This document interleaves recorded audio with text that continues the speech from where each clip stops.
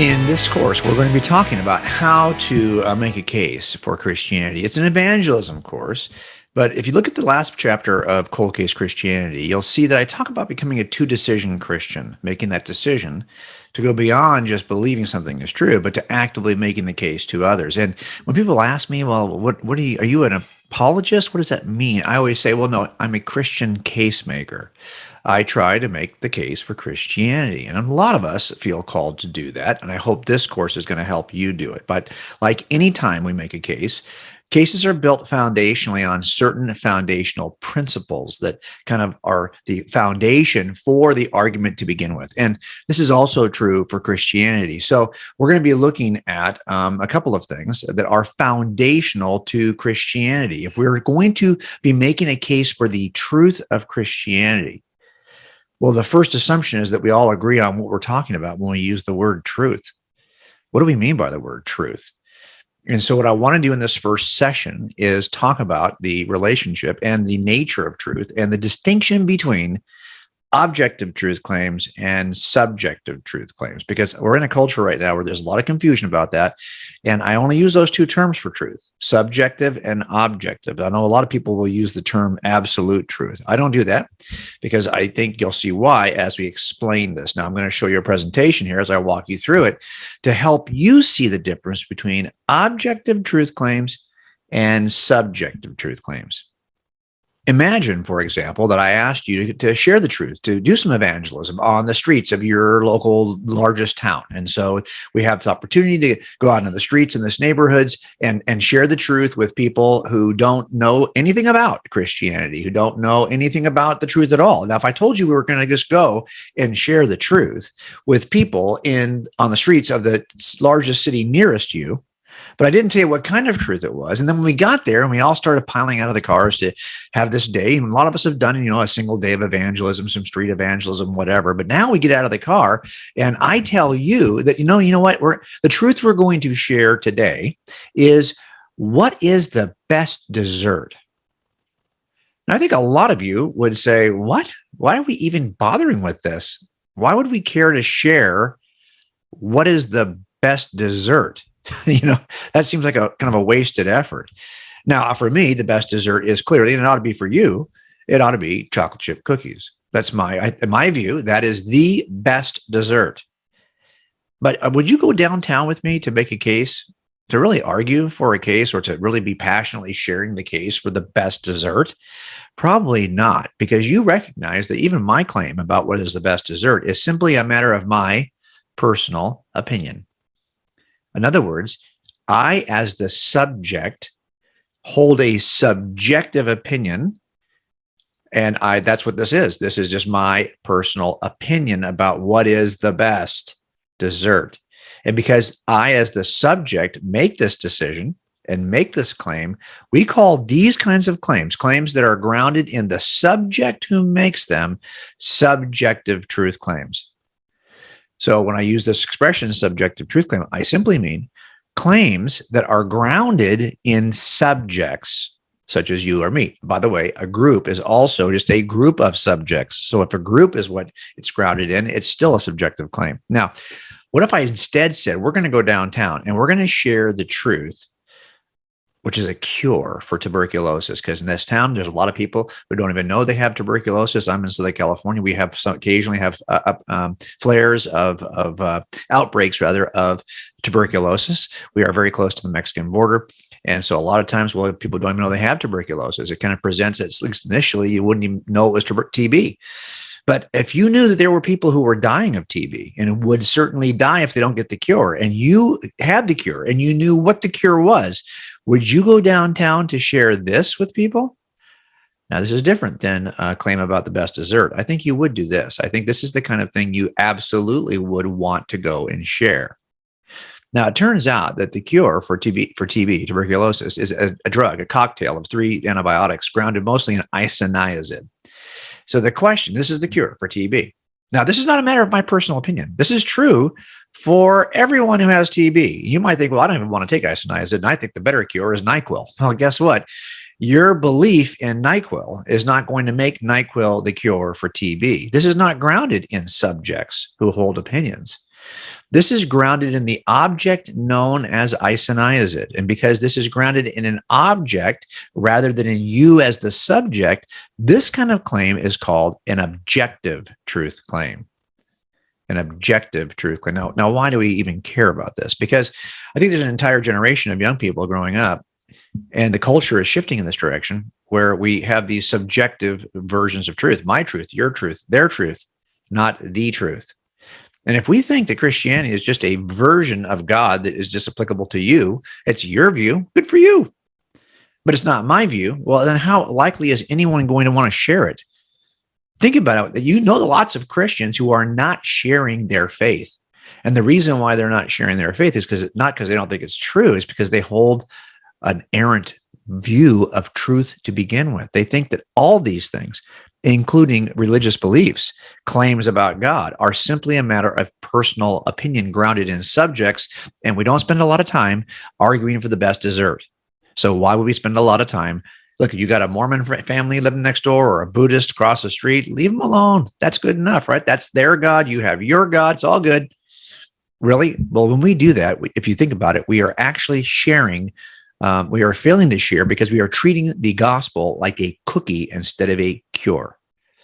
We are treating it as though it's a subjective claim and failing to see it for what it really is, which is an objective claim. But a lot of folks don't think it's an objective claim. And that's what I want to walk you through before we close this first session, because I want you to see the difference. Now, giving you just a way of illustration, for a number of years, I had a car which I loved, one of my favorite cars ever, and I'm sure it's a great car. I'm sure when you see it, you'll be impressed as well. It was my 2004 Hyundai Sonata. Now, I can tell you, my daughter was not all that impressed with this car when it became her car. At some point, it was her turn to take this thing over. She said, Dad, I don't want that car. That's an old man car, she said. She didn't think it was a great car. I thought it was the best car you could drive. I thought it was. Let me make a claim about Hyundai cars in general, and you tell me if this is objective or subjective. So here's my claim. Hyundai automobiles are the coolest cars in the world. Now, my daughter didn't think it was. She might say, well, that's your opinion, but it's not mine. Okay, that's true. This is a subjective claim. Now, there's a way it could be an objective claim, not grounded in my personal opinion, but grounded in the nature of the object called a Hyundai. For example, if I took all cars in the entire world into a testing facility in which we tested their air conditioning, and I discovered that Hyundais are 2 degrees colder by way of air conditioning than any other car on the planet, then it could be said objectively, grounded in the object known as a Hyundai, that Hyundais actually are the coolest cars in the world. They're 2 degrees cooler than any other car in the world. Do you see the difference? My view that these are hip cars or nice cars is one type of view. It's a subjective claim. My view that this is the coolest car, if they actually measured to be the coolest car, would be an objective claim. Look, I'm committed to Hyundais. This is my son Jimmy's Hyundai. He had this. He still has it. He had this from college all the way. He's now 10 years into his career. He still has this car. Crazy, right? My son David is a doctor. He still owns this car he's had since college. Hyundais drive, they last forever, so we have Hyundais. Now, let me make another claim about Hyundais. Here it is. Hyundais can fly you to the moon. Is this an objective claim or a subjective claim? Think about it. Interesting, right? Now, it's clearly a false claim. But your opinion can't make Hyundais go to the moon if they can't. And your opinion can't keep Hyundais from going to the moon if they can. In other words, this claim is not grounded in your personal subjective opinion. This claim is grounded in the object known as a Hyundai. And it turns out this Hyundai is not going to get you to the moon. Now, you just discovered something, that yes, it's possible to have a false objective claim. That's not really the case when it comes to, if it was just grounded in your subjective view, then anything you say is basically what you say. But this is different. This is grounded in an object. You could actually test it to see if the claim is true or false in a way that you can't test your own view. So this is something that we call a false objective claim. We, of course, spaceships are required to get you to the moon. So I just taught you a couple of things you need to know to distinguish between objective claims and subjective claims. And I'm going to give you a test now to see how well you do. But let's review first what you've learned so far. Here's the first thing. You can change a subjective truth a claim by simply changing your opinion. So you could say one day that you think that chocolate chip cookies are the best dessert. The next day you can say, no, it's not the best dessert. That's up to you because it's grounded in your subjective claim and your subjective opinion, your personal opinion. Now, on the flip side of that, objective claims really could be verified or falsified. You make a claim about an object, we can all see together if it's true. I can't look inside your mind to see if that's true for you, but I could look at the Hyundai, for example. So if I said, hey, I have a penny in my pocket or some money in my pocket, I could say, empty your pockets, prove it to me. And then we can find out. That's a claim that you cannot make money appear in your pockets by changing your opinion, right? Wouldn't that be great if you could? Anyway, the point is, that's the first distinction. Here's another one. If you think about it, no one wastes a lot of energy or passion trying to make a case for subjective truth claims, right? I mean, if I said to you, I think that Hyundais are the best car, how much time are you really going to spend? Does it really matter what I think is the best car? But if I said to you, for example, I think that NyQuil will cure my tuberculosis, well, objective claims are the kinds of things we ought to be talking about because you might just save my life. So it turns out there is a passion that is resident in objective claims and making a case for objective claims, which is much higher than it is for subjective opinions. So now let's do a test together. I'm going to separate all truth claims into two sides. On the left side, we'll have all objective truths, and on the right side, we'll have all subjective truths. Remember, objective truths are the stuff that is true for everyone, whether we like it or not, because it's grounded in objects, not in subjects. And subjective claims, of course, is the stuff that really is just a matter of personal opinion because they're grounded in subjects. So I'm going to give you a claim. Think about it. Tell me, just figure it out. Which side of these two is it going to go on? Is it objective or subjective? We're going to start with the lowest, easiest bar. The easiest kinds of claims about truth are simply claims about objects, things, physical things, material things. So let me give you a claim. Here's a claim. Objective or subjective? Well, ask the question. Number one, can my opinion make it so? Is this grounded in my? Is it my opinion that's making my car white, or keeping it from being white? No. And could this be falsified or verified in some way? Yes, it could be falsified, or we could go outside and see. So this goes over here. This is an objective claim about the nature of my car. Let me give you another claim about my car. Objective or subjective? Yeah, that's what do I mean by best? Best in terms of staying clean or getting dirty or staying cool. This is a matter of personal opinion. And this goes over here. Two claims about the physical object known as a car, yet one of them is an objective claim and one of them is a subjective claim. Are you starting to get it? Let me raise the bar a little bit. Let's go from physical objects and material items to concepts, conceptual truth claims. That's another level of difficulty. Here's a conceptual truth claim. You tell me, is it objective or subjective? Yeah, I mean, wouldn't it be great if all math facts were just a matter of opinion? Because then you could go take a test and bring it to your teacher and say, hey, this is 100% paper because you know what? In my view, these are all correct answers. No, sorry, it doesn't work that way. This is objectively grounded in mathematics. By the way, we're in a world right now in which this is starting to be challenged. This is how relativistic our world has become. This is why we're having this discussion first. If we cannot make a case for the objective nature of truth, then there's nothing objectively true about Christianity. Let me give you another claim about math, and you tell me if this is objective or subjective. Yeah, if you're like me, it's almost, I hate math so much. This almost feels like it's an objectively false claim, right? But for a lot of people, this is the most exciting. And this is a subjective matter of opinion over there. By the way, for all the math geeks out there, there's another word for math geeks. They're called employers. So I want us to be sure we have a high value in math. Anyway, the point is that's a subjective claim. Let me give you a little wrench. Throw a little wrench in before we raise the level on. What about this claim? Objective or subjective? It's a little confusing here because the issue under consideration is a subject named Jim, me. But I can't will myself. If I cannot, if I said it was 1,000,000 push-ups, could I say, well, in my opinion, I can do 1,000,000 push-ups, so therefore I can do 1,000,000 push-ups? No, this could actually be tested. This is an objective claim. It can be verified or falsified. And I cannot make it so by simply willing it by changing my opinion. So this is an objective claim about a subject known as Jim. This goes over here. Are you following with me so far?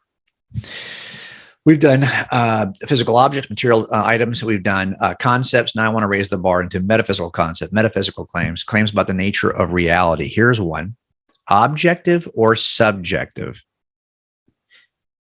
Now we're starting to get close to why we're talking about this in terms of evangelism. This is not a matter of my personal opinion. I cannot make God exist if he doesn't, and I cannot keep God from existing if he does, by simply saying so, by deciding it so. This could be a false claim. It may be that God doesn't exist, but it's a claim about an object. It's an objective claim about the object here is God. So this goes over here. Again, we apply those two processes. One, can our opinion make it so, or keep it from being so? If not, it's not subjective. And two, could it be verified or falsified? Now, you might say, well, how do we verify or falsify God? We're going to get to that, but it's an objective claim. Here's one that's really going to hit home. Objective or subjective? Interesting, huh? I cannot make Christianity the only true religion and make Jesus the only way to God by simply changing my mind, willing it to be. And I cannot keep him from being the case, from being so, if by my opinion either.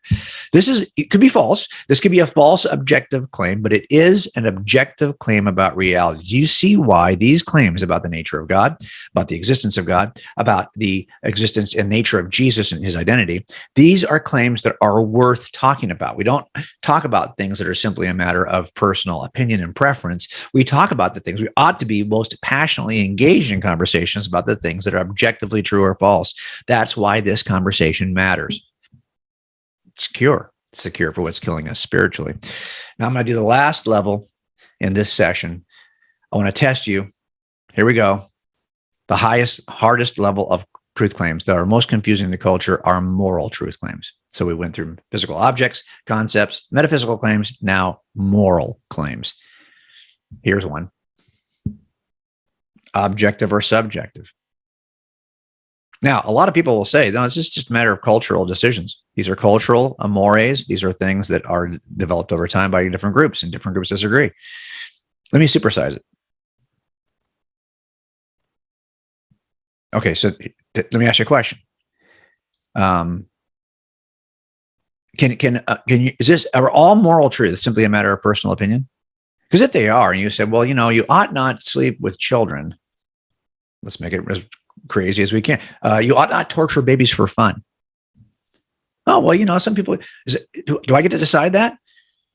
Because if those things are grounded in simply in personal opinion, well, then I can't, if somebody disagrees with you on one of these issues, you could never adjudicate between those two people, because let's face it, you're equally human.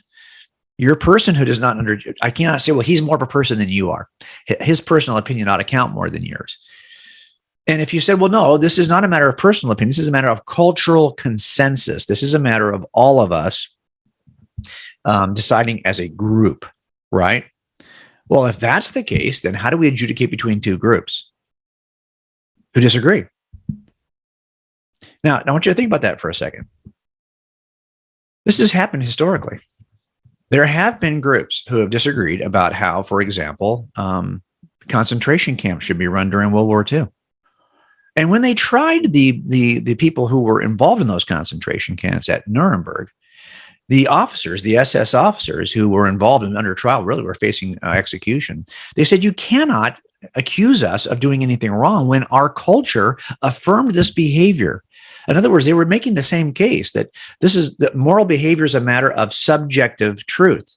Yes, the group of subjects is more than one, but even a group of subjects is still subjective.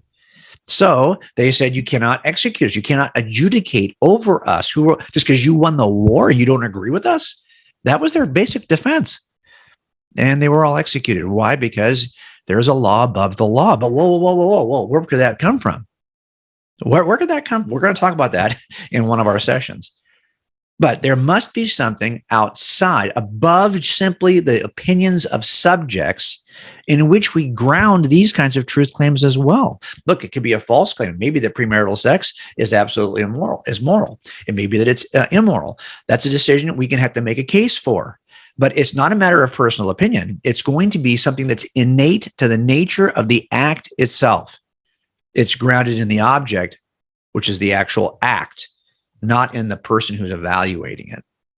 So we have to help our young people see not just that, these two different views of truth exist, but that the existence of God and the truth of Christianity is in the objective category. Look, I'm going to tell you, this is one of the most foundational things we're going to have to be talking about with people around us as we share the truth about Christianity in this generation, because this is a generation that for the most part is not convinced that such things exist to begin with.